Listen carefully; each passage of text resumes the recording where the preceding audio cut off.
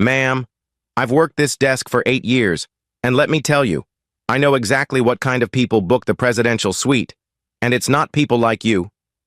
That's what he said. No hesitation, no embarrassment. Just a cold, quiet insult wrapped in a forced smile. He glanced at her ID again and added, "You might want to check the address on this, because either someone made a mistake, or you're trying to check into a room that was never meant for someone in your situation. Now, unless you want security involved, I suggest you step aside and stop wasting our time." And that, right there, was the moment the entire story began to turn, the moment the mask slipped, and the room fell quiet. Before we go on, where are you watching from? Drop your city in the comments. If you believe in dignity and accountability, hit like. It helps more people see stories like this. And subscribe for more true stories that expose the truth. Now, back to that lobby. It was 3:28 p.m. on a Thursday afternoon. The Stanton Regal Hotel in downtown Chicago was everything you'd expect from a luxury property. Gleaming marble floors, golden elevators, soft piano music in the background, and a scent in the air that whispered money. The kind of place where people don't raise their voices, and service comes with scripted smiles. And that afternoon, Dr. Naomi Carter walked in, alone, poised, dressed in a sleek black pantsuit with polished flats and a silver watch. She didn't wear jewelry that screamed status, but she didn't need to. Her confidence was quiet, but unmistakable. She was the founder and CEO of Carter Global Ventures, a powerhouse investment firm based in California. But here, at this front desk, she was just a black woman with a reservation. She rolled her carry-on bag up to the counter and offered a simple, polite greeting. "Good afternoon. I have a reservation under Dr. Naomi Carter, Presidential Suite." Behind the counter was David Huxley, the front desk manager, mid to late 30s, sharp haircut, stiff posture, and a voice trained to sound helpful, until it didn't. He gave her a quick once-over, then tapped into the computer. "Presidential Suite?" he repeated, like she must have misspoken. "Yes," Naomi confirmed calmly. "3 nights. Reserved last week through your executive concierge." He nodded slowly, then asked for her ID and the card on file. She passed him her California driver's license and a black titanium corporate card, the kind that doesn't have a limit. He looked at the card, then at her, then back at the ID. He paused, turned it sideways, held it up to the light. His smile tightened. And then came the words you heard earlier. "I know exactly what kind of people book the presidential suite. And it's not people like you." Naomi blinked once. Just once. But her posture never shifted. David continued, as if rehearsed. "We've had issues with people using borrowed IDs before. I'll need to verify this. Just a routine security check." He didn't ask for permission. He just turned and walked away, taking her ID with him. Naomi didn't move, but her eyes followed him, and around her. Other guests were being checked in without delay. In fact, a white man in a golf polo had just handed his ID to another receptionist, a young Asian woman named Ellen Chen, and was already being offered a glass of champagne. Naomi watched. No one questioned his credentials. No one inspected his card. No one talked about calling security. Just smiles, laughter, and key cards. A minute later, another staff member emerged from the back. Cara Monroe, the head of guest relations.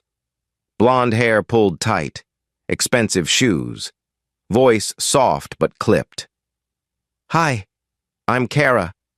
I understand there's been a small delay with your check-in." Naomi turned toward her. "Small? Your staff just walked off with my ID after accusing me of using someone else's name." Cara gave a polished smile. "I'm sure that wasn't the intent. Sometimes we need to confirm high-tier reservations for suites of this level." Naomi nodded. Is that why the man behind me was offered champagne within 30 seconds of walking in? Kara glanced at Ellen, who lowered her eyes. That's different, Kara replied. He's a regular guest, Naomi replied sharply. I'm a shareholder in the investment group that owns 3 of your sister properties. But sure, let's call him the priority. Kara's smile faded just slightly. If you'd prefer, I can escort you to our guest lounge while we sort things out. Complimentary refreshments. Of course. Naomi's voice dropped lower, not louder. No, I'll stay right here, in full view of everyone, because what's happening is bigger than a room key. By this point, other guests had started to notice. A woman sitting on a leather couch pulled out her phone and tilted it slightly. Camera pointed toward the front desk. A man in a suit, checking in nearby, paused to listen. Even Marcus Bryant, a black security officer stationed near the elevators, adjusted his stance. He'd seen this before, not in training manuals, but in real life. And Naomi? She didn't move. She didn't demand. She didn't raise her voice. She just stood there, quietly, waiting, watching, holding every ounce of dignity that so many tried to deny her. Because what none of them realized, not David, not Kara, not even the manager watching from behind the glass, was that this woman wasn't just another guest. She was the storm they didn't see coming, and the clock had already started counting down. Behind the frosted glass door that read, Staff Only. David Huxley held Naomi Carter's ID like it was radioactive. He wasn't scanning it, not really. He was staring at it, almost daring it to prove him wrong. His fingers hovered over the keyboard. But the screen in front of him didn't matter. This wasn't about verifying a reservation. This was about justifying a bias he didn't know how to name. Behind him, Kara Monroe stepped in, closing the door softly and lowering her voice. What did she say when you took the ID? She asked. David shrugged. She didn't say much, but she gave me that look. Kara raised an eyebrow. What look? David smirked. That, I know I'm better than you look. He dropped Naomi's license on the desk like it was a playing card that didn't win the hand. I'm telling you, something's off. Kara leaned in slightly, tapping her manicured nails on the countertop. We need to be careful. There are guests in the lobby. Cameras. David scoffed. She doesn't have a leg to stand on. If it turns out she's lying, I'll be the one who gets congratulated for catching it before it became a mess. Kara didn't reply. Not right away. Her face was unreadable, but her silence spoke volumes. She wasn't worried about the reservation. She was worried about how this would look, especially if they were wrong. And that silence, that subtle calculation, would soon matter more than they realized. Back in the lobby, Naomi stood still, arms folded, eyes scanning the front desk calmly. The moment hadn't passed. It had deepened. She wasn't just waiting. She was observing, measuring, testing. She could feel the ripple of discomfort starting to spread across the room. People were watching, some quietly recording, others pretending not to notice but clearly alert. The front desk staff were quieter now. Ellen Chen, the junior associate working 3 terminals down, glanced at Naomi, then back at her screen. She had seen what happened, heard what David said, and something in her gut was twisting. A week earlier, she had attended a Women in Leadership virtual conference, and one of the speakers, articulate, powerful, unshakably calm, had been Dr. Naomi Carter. She remembered her story, her voice, the way she spoke about accountability and quiet power. And now, that same woman was being treated like an intruder in a place she had every right to be. Ellen's heart was pounding. She looked down at the check-in queue but couldn't focus. Every click of her keyboard felt heavier. She wasn't new to microaggressions, but she had never seen one unfold this plainly, this publicly. Still, she hesitated. She was only a junior associate, probationary period, bills to pay. Her mother had warned her, "Keep your head down, keep your job." So for now, she stayed silent, but her silence was cracking, slowly, quietly, like glass under pressure, near the elevators. Marcus Bryant shifted his weight from one foot to the other. He was tall, solid, and dressed in the standard black suit issued to hotel security. He had seen situations escalate before, mostly when someone got loud, or drunk, or belligerent. Naomi had done none of those things. She wasn't yelling, she wasn't causing a scene. And yet, there was tension in the air, not because of her, but because of what was being done to her. Marcus had worked long enough to know when a guest was being profiled. He also knew the script that came next: delay, deflect, blame the system, offer the lounge, and if the guest pushed back, call for backup. And that made him uneasy, because from what he could see, Naomi wasn't a threat. She was the only one in the lobby behaving like she had nothing to prove. In the back room, David tapped the ID into the system again. Nothing was wrong with it.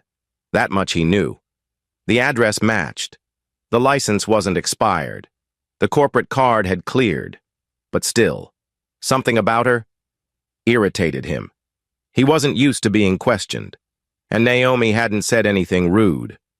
But her silence had unsettled him. She had looked at him like he wasn't in control, and that bruised his ego.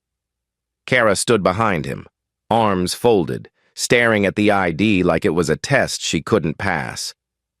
"What if she's legit?" she asked, almost whispering. David didn't answer, because deep down, he already knew. Back out front, Kara returned to the lobby alone. She smiled at Naomi again, this time tighter, forced. "Still verifying. Just another minute," she said. Naomi didn't move, didn't blink. "You've had 5. Her tone was cool, level, but it cut sharper than any shout. "That's 4 more than I've ever seen you take with your white guests." Kara's face flushed slightly, but she kept her voice light. "I understand this is frustrating, but we have protocols." Naomi raised an eyebrow. "Then apply them fairly. I'm not here for an exception. I'm here for equality." Kara hesitated, but before she could answer, a voice spoke up from behind the counter. "Ellen." "Excuse me," she said, voice trembling slightly, but steadying with each word. I recognize her. She's not lying. That's Dr. Naomi Carter. She's a keynote speaker, an executive. Kara shot her a look, but Ellen didn't back down. "You can look her up. She runs Carter Global Ventures. She's one of the hotel group's investors." Kara's expression darkened. David had just stepped out from the back room, holding the ID like it burned his fingers. "Is there a problem here?" he asked. Naomi turned toward him slowly. "Yes," she said, "but it's not mine. Not anymore." The air in the lobby thickened. Marcus straightened his jacket. Ellen stepped back from the desk, eyes wide but unashamed, and David finally saw what he had done. Naomi didn't raise her voice. She didn't need to. Her presence alone was doing the heavy lifting. She stood there with the patience of someone who'd learned long ago that real power doesn't rush. It waits, watches, and speaks only when it's ready. David, now visibly uncomfortable, held her ID in his hand like he wasn't sure what to do with it. His confidence had faltered, and for the first time since she entered the lobby, he wasn't looking at her with disdain. He was looking at her with uncertainty. Kara stepped in, trying to salvage what little authority she still held. "Dr. Carter," she said carefully, "we do apologize for the confusion. This just isn't a typical check-in. and our system didn't recognize your reservation credentials. I'd be happy to escort you to the executive lounge while we reprocess." But Naomi didn't move an inch. Her voice was calm, clipped, and razor-sharp. "You want to move me away from the public space," she said, "so you can minimize the damage this situation might cause your reputation. I won't give you that out." Her words hung in the air, slicing through the polite facade that Kara tried so hard to maintain. "Let me be very clear," Naomi continued. "You accused me, without justification, of using a fake ID. You took my property without consent. And now, after humiliating me in front of your guests, you're asking me to quietly disappear into a side lounge? No." She turned her full attention to David. "Return my ID. Now." David hesitated. The balance of power had shifted, and he could feel it. Every eye in the lobby was now watching, not just observing, but judging. And unlike before, those eyes weren't siding with him. Ellen, who had spoken up moments earlier, remained frozen behind the counter, her heart pounding in her chest.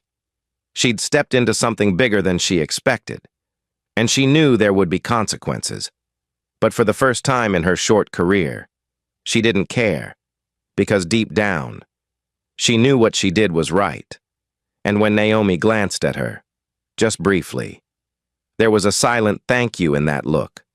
Not loud, not performative, just real. Marcus, standing tall near the elevator, adjusted his earpiece out of habit. He wasn't taking orders yet, but he was watching, waiting. If anyone escalated things further, his job would be on the line. But for now, he wasn't stepping in. He didn't have to. Naomi was holding her own. David finally placed the ID back on the counter. He tried to sound neutral, but the edge in his voice betrayed him. "We're still unable to locate your booking under this name in the suite system." Naomi didn't even flinch. She reached into her phone and pulled up her email. Crisp, organized, professional. She tapped once, twice, then held the screen toward him. "Reservation confirmation," she said. "Executive concierge, Stanton Regal Holdings, 3 nights, presidential suite, paid in full." David barely glanced at it. "It must not have synced with our internal system," he muttered, more to himself than anyone else. Kara jumped in again. "That does happen sometimes when bookings come through the ownership side instead of the guest services department." Naomi gave a slight, tired smile, not out of amusement, but out of sheer disbelief. "So now it's a systems issue?" she asked. "Tell me something. Did it happen to the guest ahead of me? The gentleman in the golf polo who got his key and champagne in under 2 minutes?" Kara's expression faltered. "No," she admitted. "He's a regular." Naomi didn't press it. She didn't need to. The point had already been made, loud and clear, at that moment. The general manager, Rachel Gordon, finally emerged. Middle-aged, clean-cut, blazer tailored perfectly, and a demeanor crafted over decades in luxury hospitality. She walked toward the counter with a calm stride, already briefed by phone but visibly tense. "Good afternoon," she said to Naomi, extending a hand. "I'm Rachel, general manager here. I understand there's been some kind of issue." Naomi didn't shake her hand. She simply nodded. "Yes," she replied. "And I'd like to know why your staff believed my ID was fake, why they walked off with it, and why I've been standing here for over 10 minutes while lesser rooms are handed out like candy to every white guest in line." Rachel opened her mouth to respond, but Naomi wasn't done. "I've been patient. I've been quiet. I've followed every instruction. And still, I was met with suspicion, delay, and disrespect. I don't want a tour. I don't want a cocktail. I don't want excuses. I want an answer." Rachel glanced quickly at Kara and David, who were now visibly shaken. I'd like to speak with you in private if I may. Rachel said, There's a meeting space off the lobby. No, Naomi said firmly. You will not move me into a side room. We're having this conversation here, right where the harm happened. There was no yelling, no slamming of fists, but the silence that followed was louder than anything a voice could have delivered. Guests around the room were no longer pretending not to listen. A few had stopped what they were doing entirely. One man even lowered his laptop screen and watched with a sense of growing discomfort. Because what had started as a misunderstanding was now something else, something deeper. A line had been drawn. Naomi was no longer just defending her reservation. She was standing up for every person who'd been quietly dismissed, doubted, or diminished in places that claimed to value excellence. Rachel seemed to recognize this, and for a moment, her posture softened. She looked around the room, then back at Naomi. Would you give me a moment to speak with my team? She asked quietly. Naomi nodded, but her voice remained even. I'm not going anywhere, so take your moment. Then we're going to talk about what happens next, because this isn't over, not by a long shot. The moment Rachel walked away, the air in the Stanton Regal lobby thickened like a summer storm ready to snap. Naomi remained exactly where she stood, not out of stubbornness, but because she understood something no one behind that desk seemed to grasp. Visibility is power. And sometimes, dignity doesn't move out of the way. She stood tall, composed, eyes forward, knowing full well the weight of stares gathering around her. What started as a private insult was now a public reckoning. Guests in suits pretended to scroll their phones, but their ears were wide open. A mother in yoga pants held her daughter's hand tighter and glanced over. Even the pianist in the corner slowed his tempo, sensing the change in tone. And it was then, in that quiet tension, that Ellen Chen, the youngest person behind the counter, barely 2 months into the job, took a step forward. Her hands trembled slightly, but she didn't stop moving. She cleared her throat. Once, and then said it.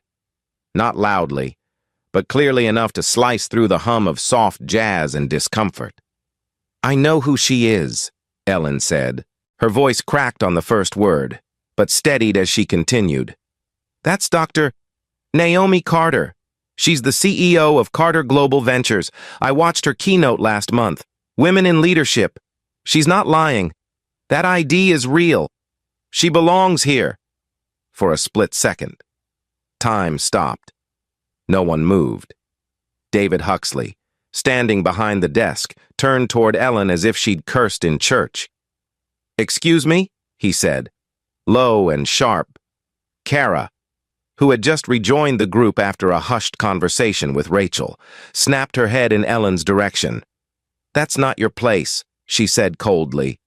But Ellen didn't retreat. Actually, she replied, voice stronger now. It is. Because I've watched you all pretend there's nothing wrong with how she's been treated. I've worked check-in for weeks, and I've never once seen you walk someone's ID to the back unless you thought they didn't belong. The honesty in her tone landed hard. Kara's face flushed.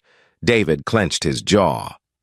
We were following protocol, he muttered. Ellen shook her head. No, you were following a pattern. The silence that followed wasn't peaceful. It was loud. A silence made of shame, of unspoken truths finally being said out loud by the one person they never expected would speak. Marcus Bryant, the hotel security guard, took a slow step forward. Until now. He had stayed still, quiet in his uniform, playing the role of neutral presence. But something in Ellen's words reached him. He'd spent years walking this lobby, years watching who got extra smiles and who got extra scrutiny. And as much as he tried to stay out of trouble, he knew what he was seeing. I saw the way she was treated, Marcus said, voice deep but steady. I was standing right there. Nobody should be talked to like that. Not here. Not anywhere. Kara turned, flustered. Marcus, please. This isn't your concern. But Marcus didn't back down. It became my concern when you called me over the radio and told me to be ready in case she got difficult. She wasn't difficult. You were. The words fell heavy, and for the first time, the authority in the room didn't belong to management. It belonged to truth. Rachel returned then, eyes scanning the lobby, instantly catching the shift. She looked at Kara, then at Marcus, and then at Ellen, and Naomi. The entire room felt it. The balance of control had shifted. Naomi finally spoke, not with anger, but with quiet, pointed clarity. There are moments in life where silence becomes complicity, and then there are moments when someone, just one voice, decides enough is enough. She looked at Ellen. Thank you for your voice. Ellen looked like she might cry, but nodded instead. Standing tall, Naomi turned to Marcus. And thank you for not letting that radio define who you protect. Marcus gave a short, respectful nod. Rachel stepped closer now, choosing her words carefully. Dr. Carter, I've just spoken with the executive office. Your reservation was processed through the investment group's internal channel, which doesn't sync directly with the lobby desk. That's why the booking didn't appear in our system at first. I'm very sorry for how this was handled. Naomi listened, eyes steady. You're sorry for the system, but I want to know, are you sorry for how your people behaved once I walked through those doors? Rachel hesitated, then nodded. Yes, she said quietly. I am. And what? Naomi asked. Do you plan to do about it? Rachel glanced at Kara and David. Kara looked away. David pretended to adjust something on the monitor, but it was Amir Patel, a man no one had noticed in the lobby until now, who stepped forward next. A well-dressed, soft-spoken South Asian man in his early 40s. He carried the quiet authority of someone who didn't speak unless it mattered. Excuse me, Amir said. I'm part of the ownership group behind this property. I've been watching from the lounge, and I can confirm that what I witnessed today doesn't reflect the values this company claims to stand for. He turned to Naomi. Dr. Carter, I know who you are, and I know that when you walk into one of our hotels, you're not just a guest, you're an investor, a partner. What happened here today? That's not just a service failure. That's a betrayal. Naomi didn't smile. She didn't need to. Then let's fix it, she said. Rachel stepped in quickly. We'll begin disciplinary review immediately. There will be accountability. Naomi raised a brow. Will there be change? Rachel swallowed. There will be. Naomi looked around the room, then down at her ID, still sitting where David had dropped it. She picked it up slowly, brushed off the countertop dust, and placed it in her wallet. The moment felt quiet again, but it wasn't the silence of before. It was the silence that comes after something breaks, and just before something better is built. Naomi let the silence settle just long enough to make everyone feel it. Then, slowly, deliberately, she pulled her phone from her pocket, tapped once, then held it to her ear. Her voice was quiet, steady, almost emotionless, but what she said sent chills through the air. Michael, she said, pausing, activate the shutdown clause on Stanton Regal Holdings. Immediate execution. And just like that, every face at the front desk changed. Kara froze. David's complexion turned 3 shades lighter. Rachel blinked hard, like she'd misheard, and Amir, who had stayed quietly to the side, straightened his posture with sudden interest. Naomi hung up the phone and placed it on the counter as if she were done ordering coffee. Her demeanor hadn't shifted at all, but the room felt like it had tilted sideways. Rachel stepped forward cautiously. Dr. Carter, excuse me. What do you mean, shutdown clause? Naomi turned her gaze toward her, calm but sharp. It means that this location, this entire property, is about to undergo an emergency operational freeze, effective now. She didn't raise her voice, but her words rang like a judge's gavel. Under the terms of the acquisition agreement Carter Global Ventures made last year, any instance of confirmed discriminatory behavior, especially involving an investor, triggers an immediate rights reassignment. I now control 62% of Stanton Regal's operating vote. As of this moment, your authority here is suspended. David looked like someone had punched the air out of his lungs. You're the Carter behind the holding company? He asked, voice cracking. Naomi didn't look at him. The same Carter whose ID you called fake. The one you tried to dismiss from the presidential suite? Yes. That Carter. He opened his mouth, but nothing came out. Kara stepped in, trying to gather the pieces.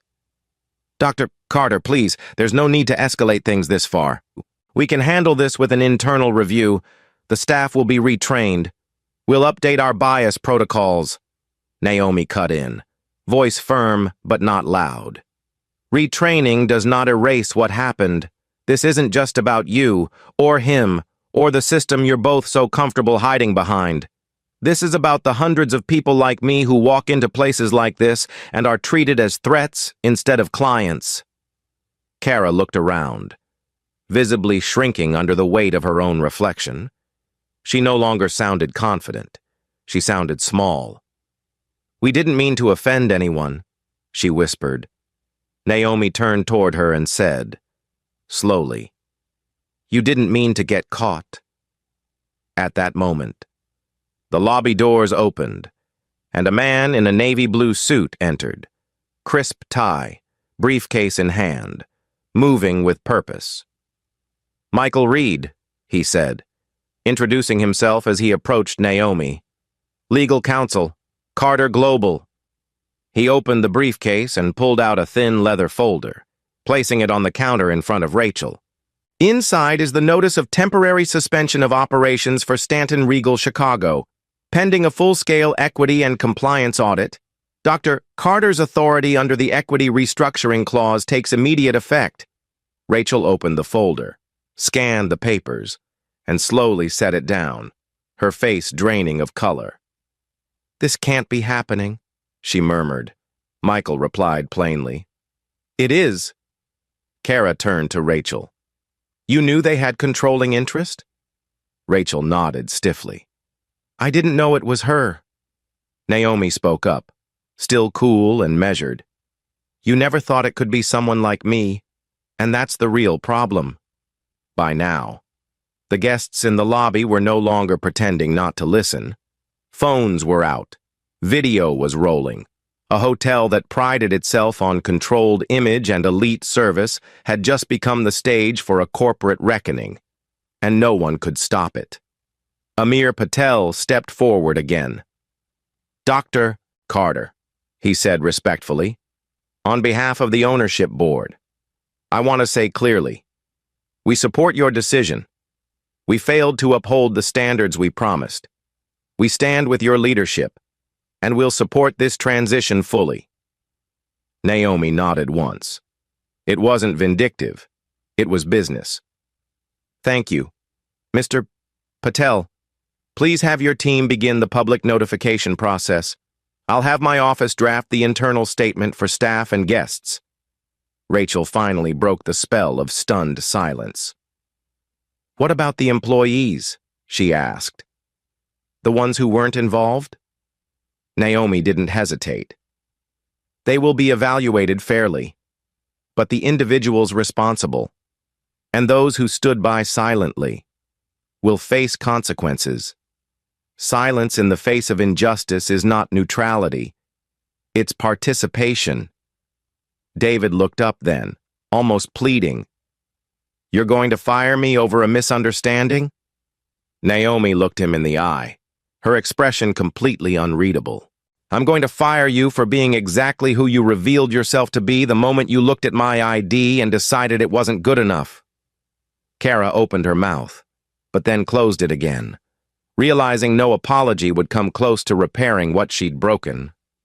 Michael gathered the documents, and Naomi took one last look around the room, not out of anger, but as a quiet farewell to the illusion she'd allowed them to hold on to for far too long. She turned to Marcus, the security guard who had said little but watched everything.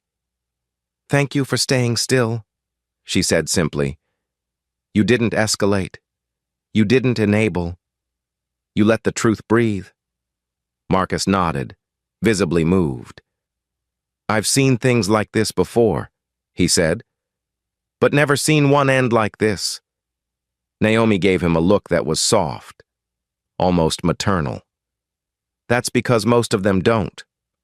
But this one will—" She turned back to the front desk. "Effective immediately. This property will close for internal restructuring. Refunds will be issued, new leadership will be installed, and when it reopens, if it reopens, it will do so with a new name and a new standard." The entire room was still. No one moved. No one even breathed too loudly. Because they all knew. They had just witnessed a moment people don't forget. The day a woman walked in, was questioned, was insulted, and quietly shut down everything they thought they controlled. There was no applause, no dramatic music, just stillness, the kind that happens after an earthquake.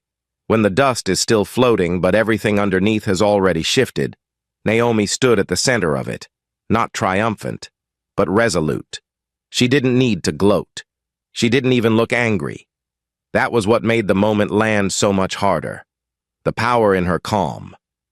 She turned back toward Rachel, who still stood near the front desk, eyes flicking between Naomi, the legal documents, and the stunned staff members beside her. "Rachel," Naomi said, her tone measured. "I understand you weren't directly involved in how this situation unfolded, but you watched most of it happen. You stood by while your team humiliated me.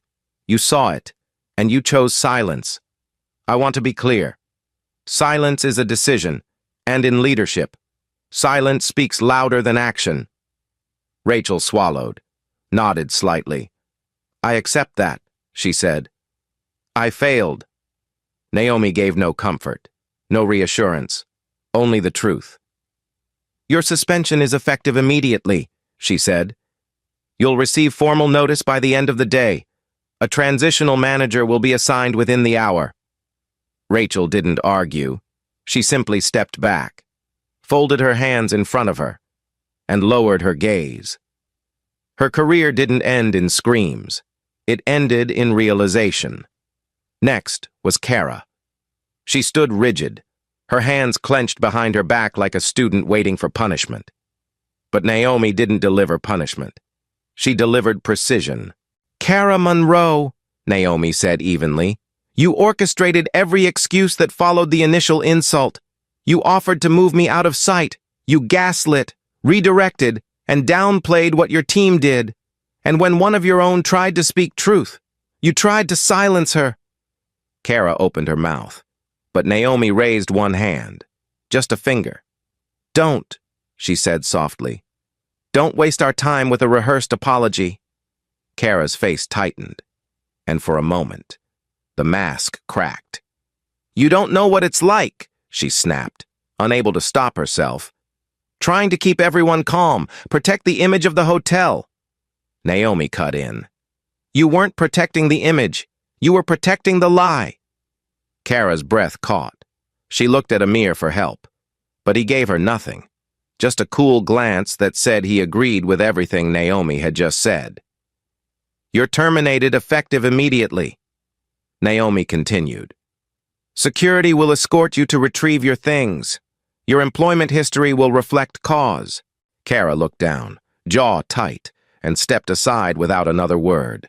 And then, finally, there was David, still standing behind the counter, hands flat on the marble as if trying to hold himself up. Naomi approached slowly. He didn't move. He just stared at her. Wide-eyed, exposed. The way people do when they finally realize they've crossed the wrong person. Naomi spoke calmly, each word hitting like a bell in an empty church. "David Huxley," she said, "you didn't just question my ID. You questioned my existence. You looked me in the eye and decided I couldn't possibly be the person whose name was on that reservation. And then you treated me like a criminal for daring to say otherwise." David opened his mouth, stammered. I didn't mean—" "Yes," Naomi said. "You did. That's the problem. You meant every word. You said it with ease, with comfort, like it was routine." She leaned in slightly, not with threat, but with certainty. "And I'm guessing it was routine, just not with people who ever had the power to respond." His face collapsed. "I was just trying to protect hotel policy." "No," she said again, sharper this time. "You were trying to protect your assumption, and that assumption has cost you your job." She turned slightly, signaling to Marcus. "Escort him out. Please." David didn't resist. He just stood there, the weight of what he'd lost finally sinking in. As Marcus walked him toward the staff doors, a few guests moved aside silently, creating a path. No one clapped, no one jeered, but the message was clear. Justice had arrived, not with noise, but with weight. Naomi turned back toward the remaining staff, her tone softer now, but still grounded.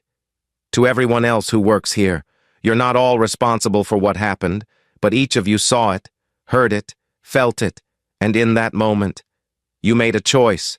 Moving forward, this hotel will operate under new leadership, new standards, and a renewed commitment to dignity.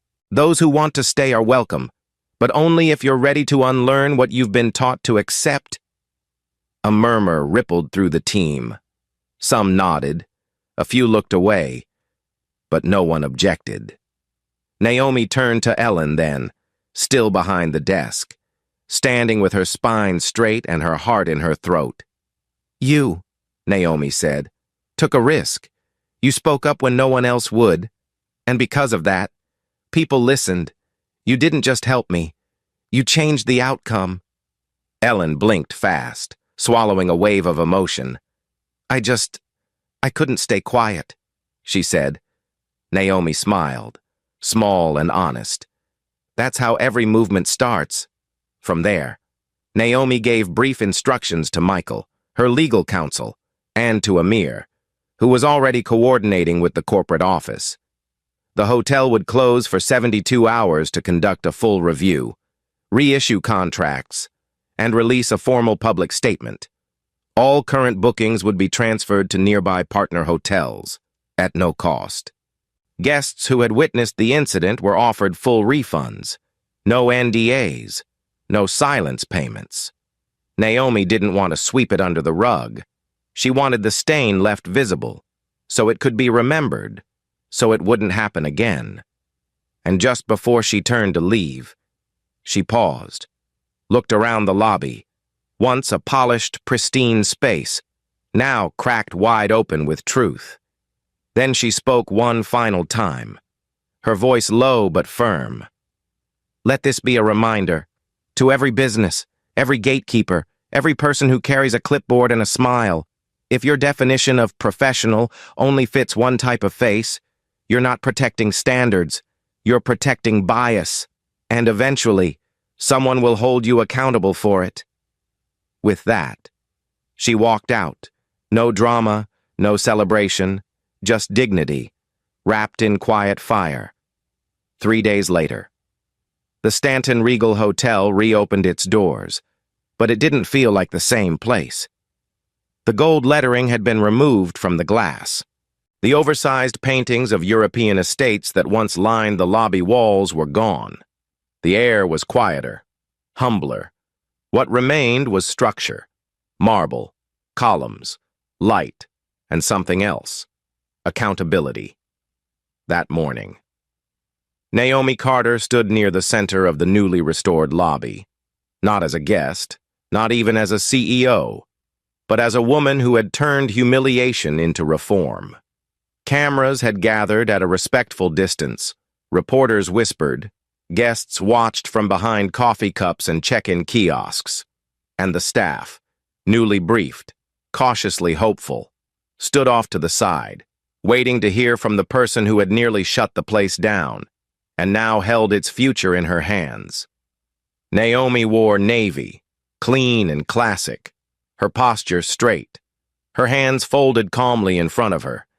She didn't raise her voice, didn't try to command the room. She just spoke, clearly, firmly, truthfully. "I didn't come here for a fight," she began, pausing between sentences with intention. "I didn't wake up that morning expecting to be questioned, humiliated, or treated like an outsider. I came here to check into a room I paid for, a room I had every right to walk into without suspicion." She paused again.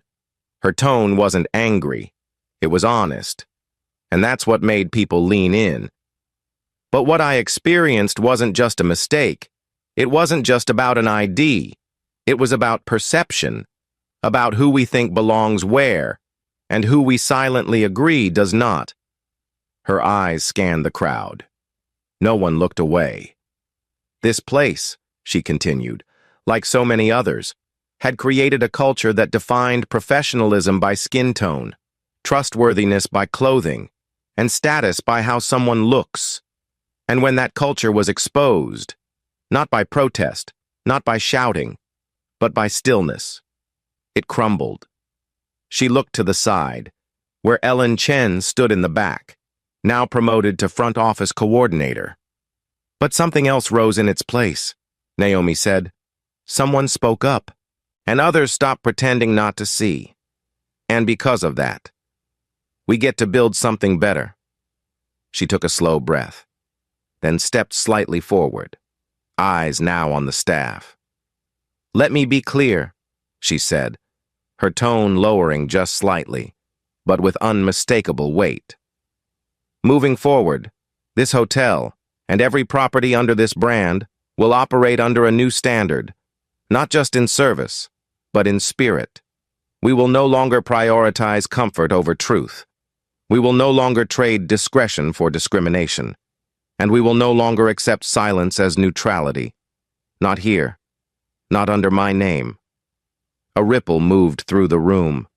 Some nodded. Others looked down, quietly processing, but no one rejected what they heard. Naomi continued, "Every staff member will undergo bias and equity training, not as a box to check, but as a conversation to keep open. Hiring practices will be restructured. Promotion reviews will include guest feedback, especially from those who often go unheard. And leadership," she said, glancing toward the upper mezzanine, "will be measured not just by efficiency, but by integrity." At that moment, Amir Patel stepped beside her, offering a nod of support. "The ownership board has voted to rename this property," he said, voice calm and steady. "It will no longer operate under the Stanton Regal brand. It will be reintroduced next month as the Carter House, a name that reflects not just one person, but a standard of equity, class, and courage." There were soft gasps in the audience. The rebrand was unexpected. Naomi looked down for a moment, then back up.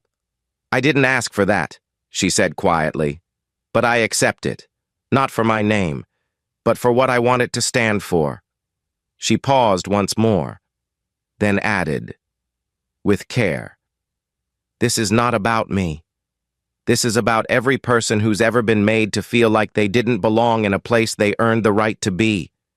This is for the woman who's followed every rule, worked twice as hard, and still been told to wait over there. For the man who's been asked to show proof, again and again, just to be seen.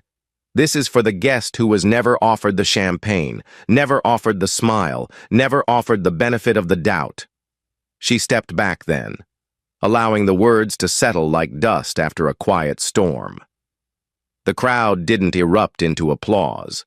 That wasn't the energy in the room.